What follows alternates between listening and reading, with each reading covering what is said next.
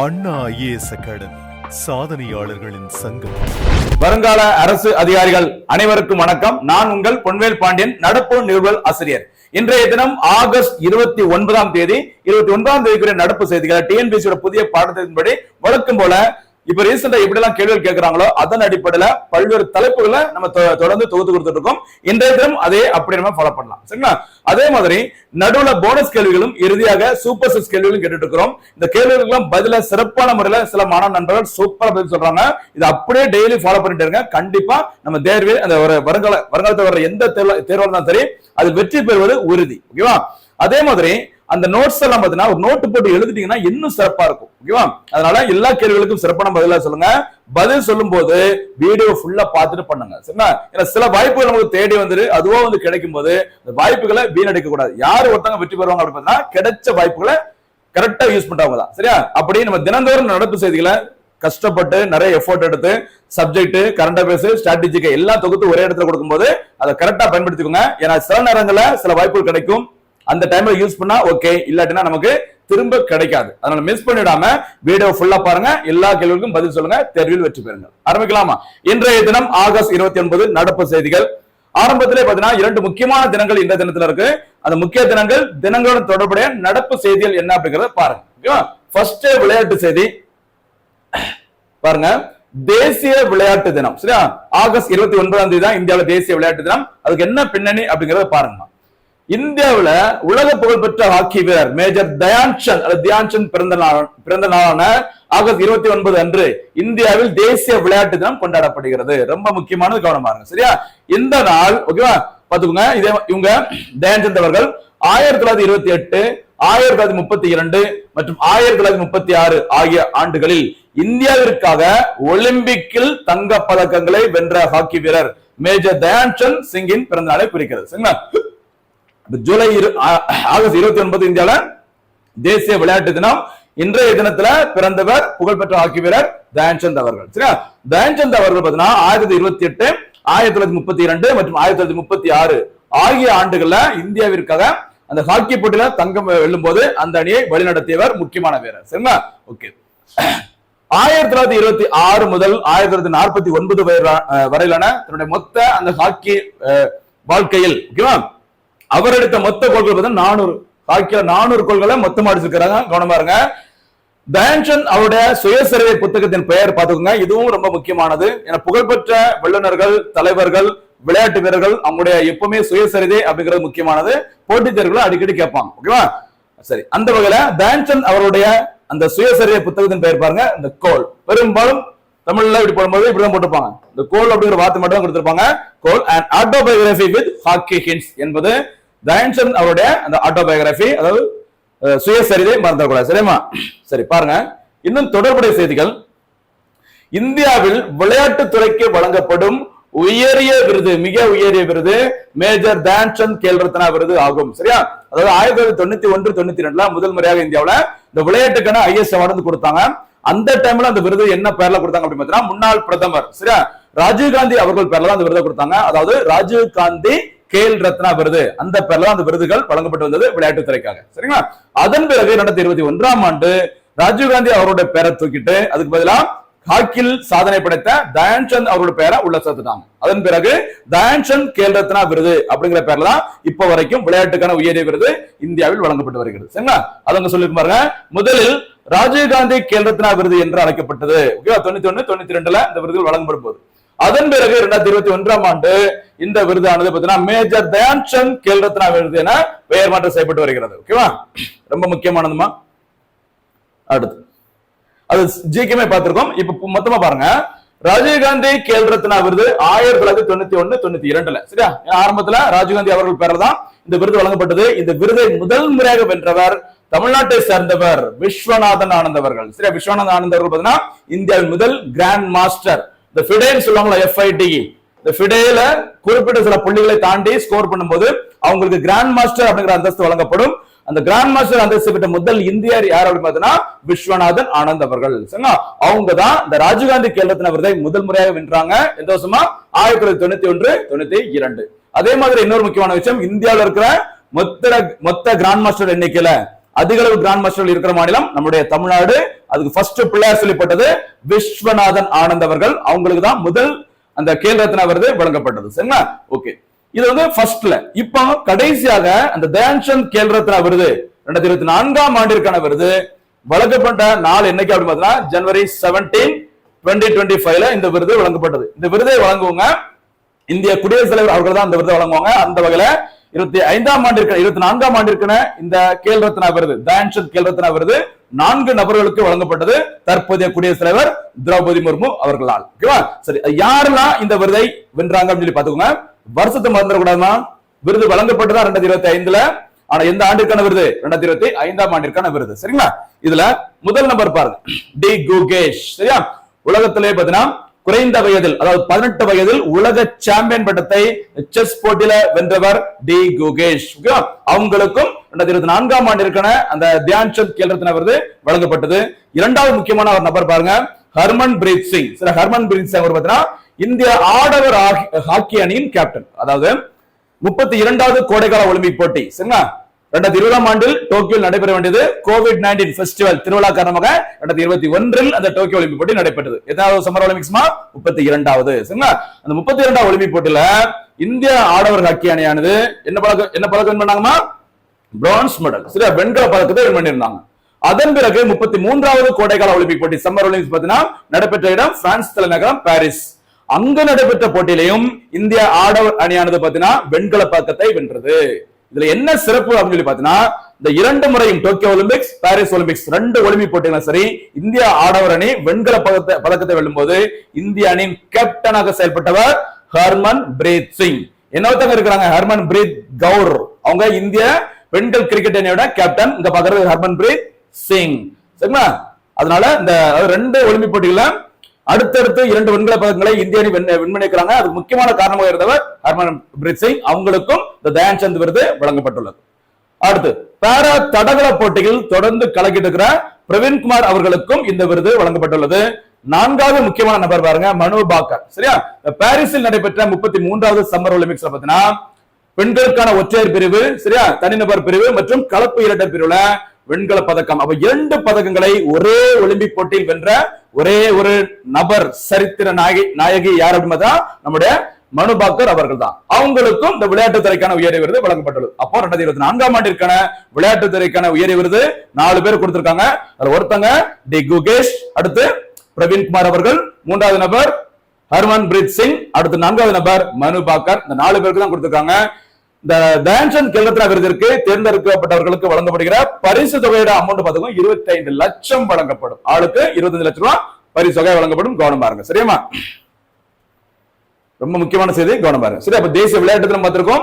அது யார் பேர்ல யாருடைய பிறந்தநாளை கொண்டாடப்படுகிறது அப்படிங்கறத பார்த்திருக்கோம். இது தவிர அவங்க பேர்ல இந்தியாவில் விளையாட்டுத்துறை வழங்கப்படுகிற விருதுகளை பார்த்தாச்சு. முதல் விருது யாரு வாங்கினாங்க, கடைசியாக இந்த விருதை பெற்றவர்கள் யாரு, மொத்தமா சேர்த்து கொடுத்திருக்கோம் பார்த்துக்கோங்க. சரியா? பரிசோதனை முதற்கொண்டு சொல்லியாச்சு. அடுத்து அறிவியல் தொழில்நுட்பம் தொடர்பான ஒரு செய்தி பாருங்க. சர்வதேச அணு ஆயுத சோதனை எதிர்ப்பு தினம். சரியா? அதாவது ஆகஸ்ட் 29ல விளையாட்டு தினம் இருக்குது. அதே சமயத்துல அணு ஆயுத சோதனை எதிர்ப்பு தினமும் இருக்குது. எப்ப அணு ஆயுத அந்த சோதனை ஈடுபட வேண்டாம், நல்ல விளையாடுங்க, ஆரோக்கியமா இருங்க அப்படிங்கிற மாதிரி 2 தினமே ஒரே தினத்துல இருக்கு. ஞாபகம் வச்சுக்கோங்க. சரியாமா? சரி, சர்வதேச அணு ஆயுத சோதனை எதிர்ப்பு தினம் ஒவ்வொரு ஆண்டும் ஆகஸ்ட் 29 அன்று அனுசரிக்கப்படுகிறது. சரிங்களா? இது எதற்கு, என்ன ரீசன் சொல்லி பாருங்க. ஆகஸ்ட் 29, 1945 சோவியத் யூனியன், அதாவது தற்போதைய ரஷ்யாவின் சரிங்களா முதல் அணு ஆயுத சோதனை நடைபெற்ற நாள் தான் ஆகஸ்ட் 29, 1945. சரிங்களா? இந்த தினத்தின் ஓகேவா, இந்த தினத்தை முன்னிட்டு தான் இந்த தினமானது எந்த தினம், சர்வதேச அணு ஆயுத சோதனை எதிர்ப்பு தினம் கொண்டாடப்படுகிறது. ஓகேவா, கடைபிடிக்கப்படுகிறது. இந்த தினமானது டிசம்பர் 2, 2009 அன்று ஐக்கிய நாடுகள் சபையின் 64வது பொது சபை அமர்வில் 64/35 தீர்மானத்தின் மூலம் ஒருமனதாக ஏற்றுக்கொள்ளப்பட்டது. அப்ப ஞாபகம் வச்சுக்கோங்க, ஆகஸ்ட் 29, 1945 ரஷ்யா அணு ஆயுத பரிசோதனை நடத்துறாங்க. அதன் பிறகு இந்த அணு ஆயுத பரிசோதனையை எதிர்ப்பு தெரிவிக்கிற மாதிரி டிசம்பர் 2, 2009 ஐக்கிய நாடுகள் சபையில ஒரு தீர்மானத்தை கொண்டு வராங்க. சரியா? அதன் பிறகுதான் என்ன அறிவிச்சதுன்னு சொல்லி பாருங்க. இந்த தீர்மானம் நிறைவேற்றப்பட்ட பிறகு 2009 சரிங்களா சர்வதேச அணுசக்தி எதிர்ப்பு தினமாக அறிவிக்கப்பட்டது. அப்ப முதல் முறையாக எந்த வருஷம் கடைபிடிச்சிருப்பாங்க, 2010 தான் சர்வதேச அணு ஆயுத பரிசோதனை எதிர்ப்பு தினம் கடைபிடிக்கப்பட்டது. சரிங்களா? ஓகே, இது இன்டர்நேஷனல் லெவல்ல. நேஷனல் லெவல்ல கொஞ்சம் பாருங்க ஒரு சில செய்திகள்.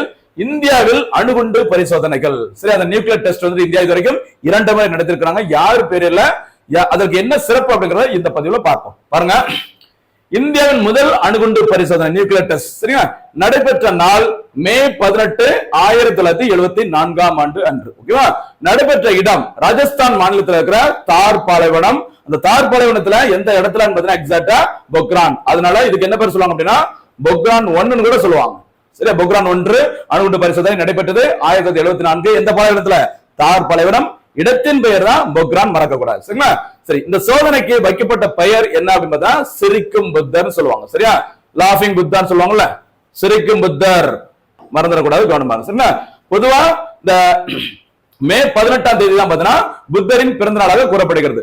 அதே முன்னிட்டு தான் இந்த பேரு, இந்த சிறப்பு பெயர் வைக்கப்பட்டது, கவனமா இருக்கு. சரிமா? அதே மாதிரி இந்தியாவின் முதல் அணுகுண்டு பரிசோதனை நடத்தும் போது இந்தியாவின் பிரதமராக இருந்தவர் சரிங்களா இரும்பு பெண்மணி இந்திரா காந்தி அம்மையார் அவர்கள். சரிங்களா? ஃபர்ஸ்ட் டைம் இந்தியா அணுகுண்டு பரிசோதனை நடத்தின 74. அப்போது இந்தியா பிரதமராக இருந்தவர் இந்திரா காந்தி அம்மையார் அவர்கள். அதே சமயத்தில் இந்த சோதனை நடைபெற்ற இடம் தார் பாலைவனம், அங்க இருக்கிற பொக்ரான். இந்த சோதனைக்கு வைக்கப்பட்ட சிறப்பு பேர் என்னதுமா? சிரிக்கும் புத்தர் அல்லது புத்தர் சிரிக்கிறார் சொல்லுவாங்க. போட்டது அணுகுண்டு வச்ச பேரை பார்த்துக்கோங்க. சரியா? சரி, இது வந்து ஃபர்ஸ்ட். அடுத்து இரண்டாவது அணுகுண்டு பரிசோதனை. இந்தியாவின் இரண்டாவது அணுகுண்டு பரிசோதனை நடத்தப்பட்ட நாள் மே 11ஆம் தேதி முதல் 13ஆம் தேதி வரை. வருஷம் பார்த்துக்கோங்க 1998. சரியா? 98ஆம் ஆண்டு இந்தியன் பிரதமராக இருந்தவர் அடல் பிகாரி வாஜ்பாய் அவர்கள். அவரோட பீரியட்ல தான் இந்தியாவில இரண்டாவது முறையாக அணுகுண்டு பரிசோதனை நடத்தினாங்க. அது என்ன சிறப்பு அப்படின்னா முதல் அணுகுண்டு பரிசோதனை விட கம்பேர் பண்ணும்போது இரண்டாவது அணுகுண்டு சோதனை பார்த்தீங்கன்னா அதிக தொழில்நுட்பங்கள், நவீன தொழில்நுட்பங்களை பயன்படுத்தி அடுத்தடுத்த நாட்கள்ல அந்த அணுகுண்டு பரிசோதனையை தொடர்ந்து நடத்திருப்பாங்க. அதுதான் சிறப்பு. பாருங்க, நடத்தப்பட்ட நாள் மே 11 முதல் 13ஆம் தேதி வரை. வருஷம் மறந்துடக்கூடாது 1998. அமர்த்யா சென் அவர்களுக்கு முதல் முறையாக பொருளாதாரத்துக்கு நோபல் பரிசு வழங்கப்பட்டது. இந்தியாவில் விவசாயிகளுக்கான கடன் அட்டை திட்டம் கிசான் கிரெடிட் கார்டு ஸ்கீம் எல்லாமே இந்த வருஷம் தான் 1998 தான். அதே வருஷம் செகண்ட் நியூக்ளியர் டெஸ்ட். ஓகேவா? ஓகே. இந்த சோதனை நடைபெற்ற அந்த முதல் நாள் மே 11ஆம் தேதி இந்தியாவில் என்ன தினமாக கடைபிடிக்கப்படுகிறது அப்படின்னா தேசிய தொழில்நுட்ப தினம். தேசிய விண்வெளி தினம் என்னைக்குமா? போனஸ் கேள்வி சொல்ல பார்க்கலாம். தேசிய விண்வெளி தினம் எப்போது இந்தியாவில் கடைபிடிக்கப்படுகிறது, கொண்டாடப்படுகிறது? இங்க பாக்குற தேசிய தொழில்நுட்ப தினம். கமெண்ட்ஸ்ல பதில் சொல்லும் போது இந்த 2 தினம், தொழில்நுட்ப தினம், விண்வெளி தினம், ரெண்டையும் ஒரே பதிவுல நீங்க பதில் சொல்லுங்க. ஃபியூச்சர்ல உங்களுக்கு எந்த குழப்பமும் வராது. சரியா? ஓகே. அடுத்து இந்த அணுகுண்டு பரிசோதனை சிறப்பு பாருங்க. 5 அணுகுண்டுகளின் தொடர் வெடிப்புகளை உள்ளடக்கியது. சரி, அதுவும் லேட்டஸ்ட் டெக்னாலஜியை பயன்படுத்தி நடைபெற்ற இடம் வழக்கம் போல பொக்ரான் 1. பொக்ரான் 1 இரண்டாவது முறை நடைபெற்றதுனால இதுக்கு இன்னொரு பேர் சொல்லுவாங்க பொக்ரான் 2 சொல்லுவாங்க. சரி, இந்த இடம் தான் தார் பாலைவனம், மறக்கக்கூடாது. இந்த இரண்டாவது அணுகுண்டு பரிசோதனைக்கு வைக்கப்பட்ட ஒரு சிறப்பு பெயர் என்னன்னு பாத்தீங்கன்னா ஆபரேஷன் சக்தி. சரி, ஆபரேஷன் சக்தி இரண்டாவது அணுகுண்டு பரிசோதனை. புத்தர் சிரிக்கிறார் முதல் அணுகுண்டு பரிசோதனை. சரிங்களா? ஓகே. இந்த நவீன தொழில்நுட்பங்களை பயன்படுத்தி இந்தியா இரண்டாவது முறையாக இந்த ஆபரேஷன் சக்தி என்ற நடவடிக்கை மூலம் இரண்டாவது அணுகுண்டு பரிசோதனை நடத்துறாங்கல்ல, அந்த டைம்ல இந்தியன் பிரதமராக இருந்தவர் அடல் பிகாரி வாஜ்பாய் அவர்கள். வாஜ்பாய் அவர்களின் பிறந்த நாள் டிசம்பர் 25. இந்தியாவில் தேசிய நல்லாட்சி தினம், மறக்கக்கூடாது. சரியா? அதே மாதிரி அடல் பிகாரி வாஜ்பாய் தொடர்பாக ஒரு சிறப்பு வீடியோ நம்ம நடுவில் வாட்டி போட்டிருப்போம். அது உங்களுக்கு தெரியும் நினைக்கிறேன். பார்க்காங்க, பழைய வீடியோ கொஞ்சம் பாருங்கம்மா. அடல் பிகாரி வாஜ்பாய் பீரியட்ல நிறைய திட்டங்கள் கொண்டு வந்திருப்பாங்க, நிறைய சட்டங்களும் கொண்டு வரப்பட்டது. எல்லாமே தொகுத்து ஒரு வீடியோல கொடுத்திருக்கும். சரி, அப்படி ஒவ்வொரு நாளும் ஒவ்வொரு முயற்சி எடுத்துருக்கும். அதனாலதான் மிஸ் பண்ணிடாம மொத்த வீடியோவும் ஒரு செகண்ட் வேஸ்ட் பண்ணாம ரெகுலரா பார்க்கணும். அதாவது டெய்லி பார்க்கணும், மறக்கக்கூடாது. சரியா? சரி, அடுத்து பாருங்க. அகைன் பாருங்க, அதே மாதிரி அதனோட தொடர்புடைய செய்தி. ஒரு கரண்ட் அஃபேர்ஸ். இந்திய அணுசக்தி ஆணையம் இன்றைய தினத்தில் செய்தித்தாள் இடம்பெற்றது. ஏன் அப்படின்னா இந்திய அணுசக்தி ஆணையத்தின் தலைவராக இருப்பவர் அஜித்குமார் அவர்கள். அஜித்குமார்னா தலை, இது வேற ஒரு தலை. ஓகேவா? அஜித்குமார் அவர்கள் அவங்களுடைய பதவிக்காலம் முடிவடையமா இருந்தது. அவங்களுடைய பதவி காலத்தை மேலும் ஒரு 6 ஆண்டுகள் நீட்டிக்கப்பட்டுள்ளது. அதனால செய்தியில் இடம்பெற்றது பாருங்க. இந்திய அணுசக்தி ஆணையம் முதலில் உருவாக்கப்பட்டது ஆகஸ்ட் 3ஆம் தேதி 1948ஆம் ஆண்டு. சரி, இந்தியாவில் முதல் தொழில் கொள்கை இண்டஸ்ட்ரியல் பாலிசி வெளியிடப்பட்ட 1948 தான் முதல் அணுசக்தி ஆணையம் உருவாக்கப்பட்டது. இதன் தலைமையிடம் எங்க இருக்கு அப்படின்னு மும்பைல இருக்கு. வழக்கம் போல ஆரோகோல டெல்லின்னு போடக்கூடாது, இது வந்து மும்பை. சரியா? இதன் முதல் தலைவராக பணியாற்றியவர் ஹோமி பாபா அவர்கள். ஜஹாங்கீர் ஹோமி பாபா அவர்கள் தான் இந்திய அணுசக்தி ஆணையத்தின் முதல் தலைவராக பதவியில் இருந்தாங்க 48 முதல் 66ஆம் ஆண்டு வரைக்கும். சரியா? அடுத்து இந்த அமைப்பின் தற்போதைய தலைவர் டாக்டர் அஜித் குமார் மொகந்தி, AK மொகந்தி அவர்கள். இவங்களுக்கு தான் பதவிக்காலம் முடியிடமா இருந்தது. அதனால மேற்கொண்டு என்ன உங்களுடைய சேவை நாட்டிற்கு தேவை அப்படின்னு சொல்லிட்டு ஒரு 6 மாதங்கள் இவங்களுடைய பதவி காலம் நீட்டிக்கப்பட்டுள்ளது. அதனாலதான் இந்த செய்தித்தாள இடம்பெற்றது. சரிங்களா? ஓகே, அடுத்து ஒரு 3 வருஷத்தை கொஞ்சம் பாருங்கம்மா. ஒரு 3 ஆண்டுகளை கொடுத்துட்டு எதுக்கு இந்திய அணுசக்தி ஆணையத்துடன் தொடர்புடையது அப்படின்னு பாருங்கம்மா. இந்திய அணுசக்தி ஆணையம், அட்டாமிக் எனர்ஜி கமிஷன், முதலில் உருவாக்கப்பட்ட வருஷம் 1948. அதன் பிறகு பாருங்க 1954, 48 போயிட்டு அடுத்து 54 அணுசக்தி துறை, டிபார்ட்மெண்ட் ஆஃப் அட்டாமிக் எனர்ஜி. சரியா? அணுசக்தி துறை, அது ஆணையம், இது துறை உருவாக்கப்பட்டது, நிறுவப்பட்டது. அதன் பிறகு மார்ச் 1ஆம் தேதி 1958 தேதியிட்ட அரசாங்க தீர்மானத்தின்படி, நம்ம சுதந்திரம் பெற்று புதுசா வரோம், ஓகேவா, குடியரசான பிறகு, ஓகேவா, அரசாங்க தீர்மானத்தின்படி அணுசக்தி துறையின் கொள்கைகளை வகுப்பதற்காக மீண்டும் 1958 இந்திய அணுசக்தி ஆணையம் நிறுவப்பட்டது. ஓகேவா, கவனமா இருங்க, ஒவ்வொரு வருஷம் முக்கியமானது. ஓகேவா, சரி. இந்தியாவில் உள்ள அணுசக்தி அணு ஆராய்ச்சி மையங்கள் மொத்தமே எத்தனை இருக்கு? நம்முடைய சூப்பர் 6 கேள்வி மாதிரி 6 அணுசக்தி மையங்கள் அமைந்துள்ளது. அதுல 1 தமிழ்நாட்டில் இருக்கு. எது அப்படிங்கறத பாருங்கம்மா. பாருங்க, இந்த 6 அணு ஆராய்ச்சி மையங்கள்ல ரொம்ப முக்கியமானது பாபா அணு ஆராய்ச்சி மையம், பார்க், BARC சொல்லுவாங்க, அமைந்துள்ள இடம் மும்பை. ஓகேவா. 2வது அணு ஆராய்ச்சி மையம் இந்திரா காந்தி, முக்கியமானது, ஞாபகம் வச்சுக்கோமா, இந்திரா காந்தி அணு ஆராய்ச்சி மையம், ஓகேவா, ஷார்ட்டா IGCAR சொல்லுவாங்க, IGCAR, ஓகேவா, அமைந்துள்ள இடம் நம்முடைய கல்பாக்கம், தமிழ்நாடு. தமிழ்நாட்டில் உள்ள அணு ஆராய்ச்சி மையத்திற்கு யாரோட பெயர் சூட்டப்பட்டுள்ளது? இந்திரா காந்தி அம்மையார் அவருடைய பெயர் சூட்டப்பட்டுள்ளது. அடுத்து ராஜா ராமண்ணா, பேரை பார்த்துட்டு தமிழ்நாடு போட்டக்கூடாது, பாருங்க, ராஜா ராமண்ணா மேம்பட்ட தொழில்நுட்ப மையம், சரியா, அமைந்துள்ள இடம் இந்தூர். இந்தூர் இந்த மாநிலம் மத்திய பிரதேசம். சரியா? இந்த தூய்மையான நகரங்கள்ல தொடர்ந்து பல வருஷமா டாப்ல இருக்கிற ஒரு சிட்டி இந்தூர், மறந்துடக்கூடாது. இங்கே அணு ஆராய்ச்சி மையம் அமைந்துள்ளது. அடுத்து 4வது பாருங்க, இந்த VECC என்று அழைக்கப்படும் அந்த அணு ஆராய்ச்சி மையம் அமைந்துள்ள இடம் கொல்கத்தா. அடுத்து அணு கனிமங்கள் ஆய்வு மற்றும் ஆராய்ச்சி மையம் என்று அழைக்கப்படும் AMD அமைந்துள்ள இடம் ஹைதராபாத். 6வது பாருங்க, ஹரியானாவில் உள்ள அணுசக்தி கூட்டாண்மைக்கான உலகளாவிய மையம் GCNEP. ஒவ்வொருக்கும் ஒவ்வொரு பேர் வேற. ஒருவேளை இதை கூட கொடுத்துட்டு மேட்ச் ஃபாலோவிங் ரைட் பேர் ராங் பேர் ஹெட் குவார்டர்ஸ் எங்க இருக்கு அப்படின்னு கேட்கலாம். ரொம்ப ரொம்ப கவனமான. அப்ப இந்த இடத்துல என்ன பார்த்திருக்கோம்? அணுசக்தி துறை, அணுசக்தி ஆணையம், ஃபர்ஸ்ட் தலைவர் யாரு, கரண்ட்ல இருக்கவங்க தலைவர் யாரு, இந்தியாவில் இருக்க அணுசக்தி ஆராய்ச்சி மையங்கள் எங்களா இருக்கு, அதுவும் தமிழ்நாட்டுல அந்த இடம் எங்க இருக்கு, எல்லாமே பார்த்திருக்கோம். கவனமா இருக்கு. அடுத்து போலாமா? ஒரு முக்கியமான ஒரு பொருளாதார செய்தி, ஒரு வேலை வாய்ப்பு பொருளாதார செய்தி அப்படின்னா ஒரு வேலை வாய்ப்புடன் தொடர்புடைய முக்கியமான ஒரு செய்தி பாருங்கம்மா. நாட்டின் மொத்த உற்பத்தி துறை வேலைவாய்ப்பு பங்களிப்பில் தமிழ்நாடு முதலிடம். சரி, இண்டஸ்ட்ரியல் செக்டர், ப்ரொடக்ஷன் செக்டர் சொல்லுவாங்கல்ல, அந்த உற்பத்தி துறையில எவ்வளவு வேலைவாய்ப்பு கிடைக்குதோ அந்த வேலைவாய்ப்பு எண்ணிக்கையில சதவீத அடிப்படையில அதிக அளவு எங்க இருக்கிறாங்க? நம்முடைய தமிழ்நாட்டுல. இந்தியாவிலே அதிகம் இருக்குது உற்பத்தி துறை வேலைவாய்ப்புல. இந்தியாவிலே நம்பர் 1ல இருக்கிற ஸ்டேட் தமிழ்நாடு. கவனமா இருக்கு. பாருங்க, 2023-24 ஆண்டிற்கான வருடாந்திர தொழில் கணக்கெடுப்பு மத்திய அரசால் வெளியிடப்பட்டது. இந்த அறிக்கையின்படி இந்தியாவின் மொத்த உற்பத்தி துறை வேலை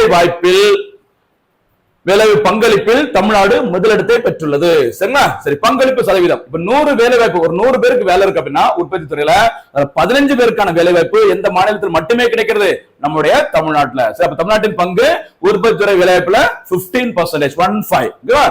இதற்கு அடுத்தபடியாக குஜராத் மாநிலம் 13% பங்களிப்பு. அடுத்து மகாராஷ்டிரா, உத்தரப்பிரதேசம் அடுத்தடுத்த இடங்கள்ல இருக்கிறாங்க. கவனமா இருக்கு. அப்ப இந்தியாவிலே மொத்த உற்பத்தி, சரியா, மொத்த உற்பத்தி துறை வேலைவாய்ப்பில் அதிக அளவு, அதாவது 15% பங்களிப்பை கொண்டு நம்பர் 1 ஸ்டேட்டா இருக்கிறது தமிழ்நாடு. மறந்துடாது. எதெல்லாம் தமிழ்நாடு டாப்ல இருக்காங்களோ அதெல்லாம் நோட் பண்ணிக்கோங்க, ரொம்ப ரொம்ப முக்கியமான. அடுத்து சுகாதாரம் தொடர்பான ஒரு முக்கியமான செய்தி பாருங்க. சமீப காலமாகவே பார்த்தீங்கன்னா இந்தியாவில முதல் முறையாக ஒரு நோய் தொற்று, நோய் பரவல் எந்த மாநிலத்தில் இருக்குது அப்படிமா கண்டுபிடிச்சாங்கன்னு சொல்லி கேட்டா கண்ணை மூடிட்டு மேக்சிமம் போடலாம் இங்க கேரளாவில். ஏன்னா வெளிநாடுகள்ல நிறைய பேர் வேலை செய்யறவங்க கேரளா மாநிலத்தில் இருக்கிறாங்க, நல்லா காசு சம்பாதிக்கிறாங்க. வரும்போது சில நேரத்துல ஏதோ ஒரு நோய் தொற்று ஏதோ ஒன்று வந்துருது. ஓகேவா? இந்த ஜிகா வைரஸ், அடுத்து நிப்பா வைரஸ், COVID-19 வைரஸ், இது எல்லாமே மேக்சிமம் கேரளாவில் தான் முதல் முறையாக கண்டுபிடிச்சிருப்பாங்க. அந்த வகையில சமீபத்துல கேரளாவை வாட்டி வதைக்கிற முக்கியமான ஒரு பாதிப்பு பாருங்க, மூளை அமீபா பாதிப்பு. நம்ம மூளைக்குள்ள இருக்கிற அமீபா பாதிப்பு. சரிங்களா? காரணமான அமீபாவின் பெயர் பாருங்க, நெக்லேரியா ஃபோஃப்லேரி. சரியா? நெக்லேரியா ஃபோஃப்லேரி அல்லது ஃபோஃப்லேரி சொல்றாங்க. இந்த பாதிப்பு காரணமாக என்ன பிரச்சனை வரும் அப்படின்னா மூளை காய்ச்சல் நோயான முதன்மை அமீபிக் மென்னிங். சரியா? முதன்மையான முதன்மை, அது பிரைமரின்னு சொல்லுவாங்களா, பிரைமரி. இங்க பாருங்க சில வார்த்தைகள் இங்கிலீஷ்ல பார்த்துட்டு ரொம்ப ஈஸியா இருக்கும். சரியா? பிரைமரி அமியோபிக் மெனின்கோ என்செபலைட்டிஸ் என்று அழைக்கப்படும் அந்த PAM நோய் பாதிப்பு ஏற்படுகிறது. சரிங்களா? இது ஏன் ஏற்படுகிறதுன்னு சொல்லி பாருங்க. அசுத்தமான நீர், சரியா, ஒரு மாசு அதிகமா இருக்கிற அந்த நீர், குடிநீர், மாசுபட்ட நீர் நிரம்பிய குளம், குட்டைகள், நீர்நிலைகளில் தேங்கிய சேர்களில் தான் அமிபா உருவாகிறது. சரி, ரொம்ப அழுக்கடைஞ்ச, சரிங்களா, ஒரு மாதிரிப்பட்ட மோசமான அந்த தண்ணீர் நிரம்பியிருக்க இடத்துல குளிக்கும் போது நமக்குள்ள என்ன ஆகுது, அந்த மூளை அமிபா உள்ளே பாதிப்பை தூண்டுகிறது. சரிங்களா? அத்தகைய குளம் குட்டைகளில் குளிக்கும் போது மூக்கின் வழியே, மூக்குள்ள நம்ம குதிச்ச உடனே நீச்சல் அடிக்கும் போது தண்ணிக்குள்ள மூக்கு ஏறல, அப்படி சரி மூக்குள்ள தண்ணி ஏறல, மூக்கின் வழியே அமிபா சென்று மூளையை பாதித்து மூளை காய்ச்சல் ஏற்பட்டு மரணங்கள் நிகழ்கிறது. ஒரு முக்கியமான ஒரு பிரச்சனைமா, ரொம்ப நாளா யூஸ் பண்ணாம தேங்கி இருக்கிற தண்ணீர்கள்ல ஒருத்தங்க குளிக்கும் போது நம்முடைய மூக்கின் வழியே, சரிங்களா, இந்த வைரஸ் உள்ள ஏறி அமிபா உள்ள போயிட்டு நமக்கு மூளை காய்ச்சல் பாதிப்பை ஏற்படுத்தி மரணம் வரைக்கும் போயிடுதுன்னு சொல்லியிருக்கிறாங்க. சரியா? அது காரணமானது எந்த அந்த அமிபா, அதுக்கு என்ன பேர் அப்படிங்கிறது தெரிஞ்சுக்கணும், கவனமா இருங்க. சரிங்களா? இந்த நோய் தொற்று, இது தொற்று நோய் இல்லை என்பதில் நாம் உறுதியாக இருக்கலாம். அதாவது இப்ப சில நோய்கள்லாம் நமக்கு வந்து அடுத்தடுத்து பரவிக்கிட்டே இருக்கும். ஒருத்தர் பக்கத்துல பாதிப்பு இருந்தா அந்த நம்ம தும்மும் போது இருமும் போது பரவாயில்ல, அந்த மாதிரி இந்த அமிபா பாதிப்பானது, இந்த மூளை அமிபா பாதிப்புங்கிறது தொற்று நோய் கிடையாது அப்படிங்கிற மாதிரி செய்தியில சொல்லியிருக்கிறான். இந்த நோய் பாதிப்புக்குள்ளானவர்களுக்கு கடுமையான தலைவலி, காய்ச்சல், வாந்தி, மனக்குழப்ப நிலை, கழுத்து வலி, மயக்கங்கள் போன்ற பாதிப்புகள் ஏற்படுகிறது. ரொம்ப முக்கியமானது. இந்த காரணமான அந்த அமிபாவுக்கு என்ன பேருன்னு தெரிஞ்சுக்கோங்க. எதனால இந்த பாதிப்பு ஏற்படுகிறது அப்படிங்கிற நம்ம பார்த்திருக்கோம். பாதிப்பு ஏற்பட என்ன ஆகும் அப்படிங்கிறத பார்த்திருக்கோம். முக்கியமானது, இது தொற்று நோய் கிடையாது. சரியா? அடுத்து பாருங்க, முக்கியமான ஒரு ஸ்கீம் ஒண்ணு பாருங்க. திட்டங்கள் இன்றைய செய்தித்தாள் இடம்பெற்றது. PM ஜன்தன் திட்டம், பிரதான் மந்திரி பாருங்க, பிரதமரின் மக்கள் நிதி திட்டம் அல்லது ஜன்தன் திட்டம் அப்படி சொல்லுவாங்க. பிரதான் மந்திரி ஜன்தன் யோஜனா. ஓகேவா? மத்திய அரசு பேரும் தெரிஞ்சுக்கணும். நமக்கு அது என்ன பேர் சொல்றோம் தமிழ்ல அப்படிங்கறதையும் பார்த்தோம். சரி, மக்கள் நிதி திட்டம். ஓகேவா? இந்த திட்டம் தொடங்கப்பட்ட நாள் ஆகஸ்ட் 28, 2014. கிட்டத்தட்ட 11 ஆண்டுகள் நிறைவடைந்திருக்குது இந்த திட்டம் தொடங்கப்பட்டு. சரியா? இனிமே இந்த திட்டம் எதுக்கு அப்படின்னு சொல்லி பாருங்க. பிரதமர் நரேந்திர மோடி அவர்கள் ஆகஸ்ட் 15, 2014 சுதந்திர தின உரையில் இந்த திட்டத்தை பற்றி அறிவித்தார். ஆகஸ்ட் 15 சுதந்திர தின உரையில 2014ஆம் ஆண்டு இந்த திட்டத்தை பத்தி அறிவிக்கிறாங்க. அதன் பிறகுதான் இந்த திட்டம் ஆகஸ்ட் 28ஆம் தேதி தொடங்கப்படுகிறது. சரியா? 14 வருஷம் 14 டேட் 28, 14 28 மறந்துடாதீங்க. இந்த திட்டத்தின் முழக்கம், ஸ்லோகன் என்னன்னு சொல்லி பார்த்தீங்கன்னா, மேரா கதா பாக்கிய விதாதா, மேரா கதா பாக்கிய விதாதா. அதுக்கு மீனிங் என் கணக்கு, மை அக்கவுண்ட், விதியை மீட்டெடுப்பவர் என்ற பொருள் இருக்குது இதனுடைய முழக்கம். சில நேரத்துல இந்த மாதிரி கூட கேள்வி கேட்பாங்க, கவனமா இருக்கு. இந்த திட்டத்தின் கீழ் வங்கியில் கணக்கு இல்லாத கிட்டத்தட்ட 7.5 கோடி 7.5 crore 7.5 கோடி குடும்பத்தினருக்கு காப்பீட்டு வசதியுடன் கூடிய வங்கி கணக்கு தொடங்கப்பட்டது. சரியா? காப்பீடு இன்சூரன்ஸ் கொடுத்துறாங்க, கவர்மெண்ட் அதுக்கான அமௌண்ட்டையும் பே பண்ணிடுறாங்க. சரியா? பாருங்க, அதான் மொத்தத்துல மத்திய மாநில அரசின் நலத்திட்டங்கள், நலத்திட்ட உதவிகள், அந்த நிதியானது சம்பந்தமே இல்லாம இன்னொரு நபர்கிட்ட கொடுக்கும்போது அது பாதி அமௌண்ட் தான் வீட்டுக்கு வந்து கிடைக்கும். சரியா? பொதுவா பெண்களுக்கு நிறைய நிதி திட்டங்கள் மூலமாக நிறைய நிதி கொடுக்குறாங்க. அந்த நிதியை பார்த்தீங்கன்னா பெரும்பாலும் பெண்கள் வந்து வாங்க போறது கிடையாது. முன்னாடி வீட்டுல இருக்கிறவங்க ஹஸ்பண்டா யாராச்சும் அந்த அமௌண்ட் வாங்குவாங்க. பாதி அமௌண்ட் கூட சம்பந்தப்பட்ட பயனாளியோட கையில கிடைக்காது. இனிமே அப்படி இல்ல, சம்பந்தப்பட்ட பயனாளி முதியோரா இருக்கலாம், பெண்களா இருக்கலாம், மாற்றுத்திறனாளிகள் இருக்கலாம், அவங்களுடைய அக்கௌண்ட்ல நேரடியாக செலுத்தப்படும். அதற்காக தான் இந்த PM ஜன்தன் திட்டம். சரியா? பாருங்க, இந்த திட்டத்தின் மூலமாக 2 லட்சம் ரூபாய், சரியா, எவ்வளவு அமௌண்ட்மா, 2 லட்சம் ரூபாய்க்கான விபத்து காப்பீடும், ரூபாய் 30,000 மதிப்பிலான ஆயுள் காப்பீடும் வழங்கப்படும். இந்த திட்டத்தில் சேர்ந்தா ஆட்டோமேட்டிக்கா இந்த திட்டத்திற்கு நம்ம தகுதி பெறுகிறோம். ஆயுள் காப்பீட்டிற்கான சந்தா தொகையை இந்திய அரசே முற்றிலும் செலுத்துவோம் சொல்லிருக்காங்க. எவ்வளவு ரூபாய்? அந்த 30,000 ரூபாய் கவர்மெண்டே செலுத்திடுவாங்க நமக்காக இந்த திட்டத்தில் நீங்க சேர்ந்தீங்கன்னா. இது தவிர இந்த திட்டத்தில் இணைந்த பிறகு ஓய்வூதியம், காப்பீடு போன்ற வசதிகளும் வழங்கப்படும். ஓகேவா? சரி, அடுத்து மத்திய மாநில அரசுகள் அளிக்கும் நிதி உதவிகளை இந்த ஜன்தன் வங்கி கணக்கு மூலம் பெற்றுக்கொள்ள முடியும். அதுதான் முக்கியமான நன்மையே. கவனமா இருங்க. சரியா?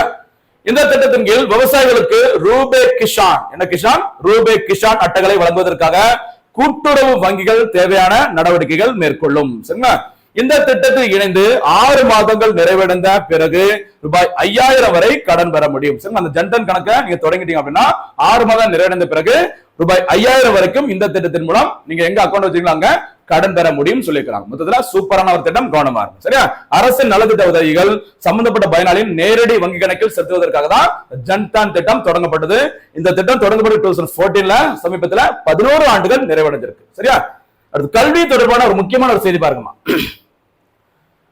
இந்தியாவில் 1 கோடி பள்ளி ஆசிரியர்கள் 2024-25 கல்வி ஆண்டில் நாட்டில் முதல் முறையாக பள்ளி ஆசிரியர்களின் எண்ணிக்கை 1 கோடியை தாண்டியுள்ளது. ஒட்டுமொத்தமா சரி, மத்திய அரசு மாநில அரசு சம்பந்தப்பட்ட எல்லா கல்வி நிறுவனோட மொத்த ஆசிரியர்களின் எண்ணிக்கை 1 கோடியை தாண்டியுள்ளது. இந்தியாவிலே இதுதான் முதல் முறை. எந்த கல்வியாண்டு? கடந்த 2024-25 கல்வியாண்டு. மத்திய கல்வி அமைச்சகத்தின் ஒருங்கிணைந்த மாவட்ட கல்வி தகவல் அமைப்பு சரி UDISE அப்படின்னு சொல்ற இந்த அமைப்பு வெளியிட்ட தரவின் அடிப்படையில் இது தெரிவிக்கப்பட்டுள்ளது. சரிங்களா? இந்தியாவுல பள்ளிகளில் பொதுவா பாத்தீங்கன்னா பள்ளிகளில் 30 மாணவர்களுக்கு ஒரு ஆசிரியர் இருக்க வேண்டும் என்று தேசிய கல்விக் கொள்கையில் பரிந்துரைக்கப்பட்டுள்ளது. சரிங்களா? எத்தனை பேருமா? 30 மாணவர்கள் இருந்தா கண்டிப்பா ஒரு ஆசிரியர் இருக்க வேண்டும். யாருடைய பரிந்துரை? தேசிய கல்விக் கொள்கையின் பரிந்துரை. சரியா? ஆனா அதை விட சிறப்பா இப்ப இருக்குது அப்படின்னு சொல்றாங்க. பாருங்க, இந்த நிலையில் அடிப்படை கல்வியில் 10 மாணவர்களுக்கு சரி 10 மாணவர்களுக்கு ஒரு ஆசிரியரும், தொடக்க கல்வியில் 13 மாணவர்களுக்கு ஒரு ஆசிரியரும், நடுநிலை கல்வியில் 17 மாணவர்களுக்கு ஒரு ஆசிரியரும், மேல்நிலை கல்வியில் 21 மாணவர்களுக்கு ஒரு ஆசிரியர் என மாணவர் ஆசிரியர் எண்ணிக்கை அந்த விகிதமானது சூப்பரா முன்னேறிட்டு இருக்கு அப்படின்னு சொல்லியிருக்கிறாங்க. சரி, நிர்ணயிக்கப்பட்ட 30 மாணவர்களுக்கு ஒரு ஆசிரியர் அந்த அளவை விட எல்லா கல்வி நிலையிலும் சூப்பரான நிலையில இந்தியா இருக்குது அப்படின்னு சொல்லியிருக்கிறாங்க. ஓகேவா? அதே மாதிரி தமிழ்நாட்டில் 23 மாணவர்களுக்கு ஒரு ஆசிரியர் உள்ளனர். இதையும் நோட் பண்ணிக்கோங்க, ரொம்ப முக்கியமான. சரிங்களா? ஓகே, மொத்த பள்ளிகள் பாத்துக்கோங்க 14,71,473 பள்ளிகள் உள்ளது. இதுல மொத்த ஆசிரியர் எண்ணிக்கையும் பாத்துக்கோங்க, எல்லாமே முக்கியமானது. சரிங்களா? அடுத்த ஒரு முக்கியமான டேட்டா ஒன்று இருக்கு பாருங்கம்மா. இந்தியாவுல மொத்த ஆசிரியர்கள் பார்த்தோம்ல, இந்த மொத்த ஆசிரியர்கள்ல அதிக எண்ணிக்கையில் எந்த மாநிலத்தில் ஆசிரியர்கள் இருக்காங்க அப்படின்னா உத்தரப்பிரதேசம். இந்தியாவிலே அதிக மக்கள் தொகை கிட்டத்தட்ட 2011 சென்சஸ்ல கிட்டத்தட்ட 20 கோடி 19 புள்ளி பாயிண்ட் சம்திங் இருக்கிற மக்கள் தொகை கொண்டு இந்தியாவில் அதிகபட்ச மக்கள் தொகை கொண்ட மாநிலம் உத்தரப்பிரதேசம். அங்கதான் இந்தியாவில் அதிக எண்ணிக்கையில் ஆசிரியர்கள் இருக்கிறாங்க. 2ஆம் இடத்துல மத்திய பிரதேசம், 3ஆம் இடத்துல மகாராஷ்டிரா, ராஜஸ்தான், பீகார், அடுத்து பாருங்க தமிழ்நாடு. இந்த தரவரிசை ஞாபகம் வச்சுக்கோமா, ரொம்ப ரொம்ப முக்கியமானது. ஓகேவா?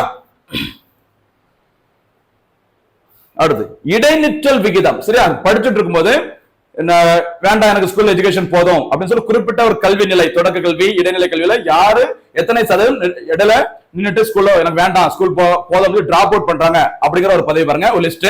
2023-24 நிதியாண்டுல தொடக்க நிலை தொடக்க நிலை கல்வியில இந்த இடைநிற்றல் விகிதமானது 3.7 இருந்திருக்கு. சரியா? 3.7%. நடுநிலை பள்ளியில 5.2, மேல்நிலை பள்ளியில 10.9. அடுத்து கடைசியா முடிந்த 2024-25 கல்வியாண்டுல பாருங்க, இந்த தொடக்க நிலை இடைநிற்றல் விகிதம் 2.3% குறைந்தது. அடுத்து பாத்தீங்கன்னா நடுநிலை பள்ளி அதுல இடைநிற்றல் விகிதம் 3.5% குறைந்துள்ளது.